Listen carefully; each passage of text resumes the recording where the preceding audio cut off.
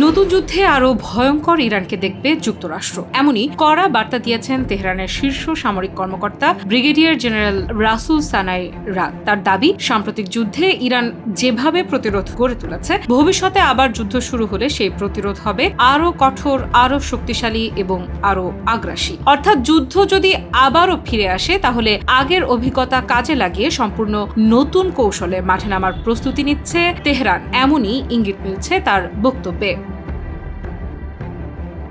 First news এজেন্সির বরাতে Al Jazeera জানিয়েছে, ইরানের সর্বোচ্চ নেতা মুস্তফা খামেনির কার্যালয়ের রাজনৈতিক উপদেষ্টা হিসেবে দায়িত্ব পালন করা সানাই রাদ সম্প্রতি সম্ভাব্য পরবর্তী যুদ্ধ নিয়ে এই সতর্ক বার্তা দিয়েছেন। তার বক্তব্য খুবই স্পষ্ট, ইরান এবার শুধু প্রতিরোধ করবে না, প্রয়োজনে আরও আগ্রাসীভাবে প্রতিরোধ করবে। সানাই রাদের ভাষায়, সাম্প্রতিক যুদ্ধে ইরান দৃঢ়ভাবে প্রতিরোধ করেছে, আর ভবিষ্যতে সম্ভাব্য কোনো যুদ্ধে তারা আরও দৃঢ় ও আগ্রাসীভাবে প্রতিরোধ করবে। এই একটি বক্তব্যই যেন তেহরানের ভবিষ্যৎ যুদ্ধনীতির একটি গুরুত্বপূর্ণ বার্তা সামনে নিয়ে এসেছে।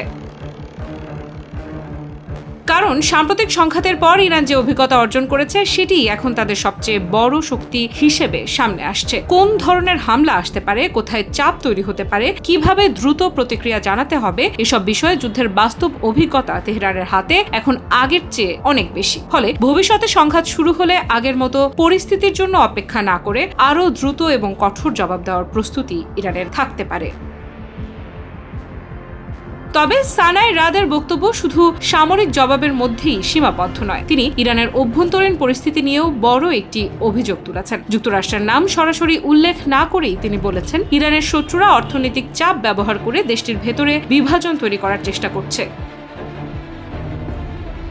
অর্থাৎ তেহরানের দৃষ্টিতে যুদ্ধ শুধু ক্ষেপণাস্ত্র, ড্রোন কিংবা সামরিক ঘাঁটির লড়াই নয়, অর্থনৈতিক চাপ, রাজনৈতিক বিভাজন এবং অভ্যন্তরীণ অস্থিরতাও এখন যুদ্ধের অংশ। ইরানের এই শীর্ষ কর্মকর্তা দাবি করেছেন, শত্রুপক্ষের সেই পরিকল্পনাও সফল হয়নি।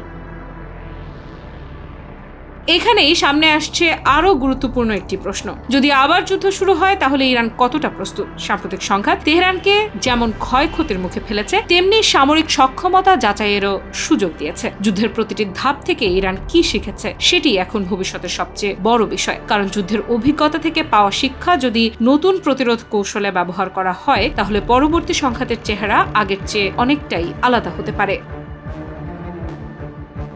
আর সানাই রাদের বক্তব্যে সবচেয়ে গুরুত্বপূর্ণ শব্দটি হলো আরও আগ্রাসী। এর অর্থ কি? ইরান কি ভবিষ্যতে হামলা শুরু হওয়ার অপেক্ষায় না থেকে প্রয়োজনে আগেই আঘাত হানবে? শত্রু সামরিক অবকাঠামোকে আরও বড় পরিসরে লক্ষ্যবস্তু করবে, নাকি যুদ্ধের শুরুতেই এমন চাপ তৈরি করবে যাতে প্রতিপক্ষকে কৌশল বদলাতে বাধ্য হতে হয়?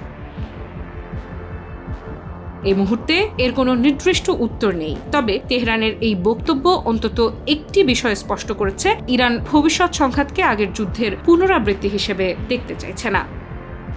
আফরিদা ইফরাত, নিউজ 24।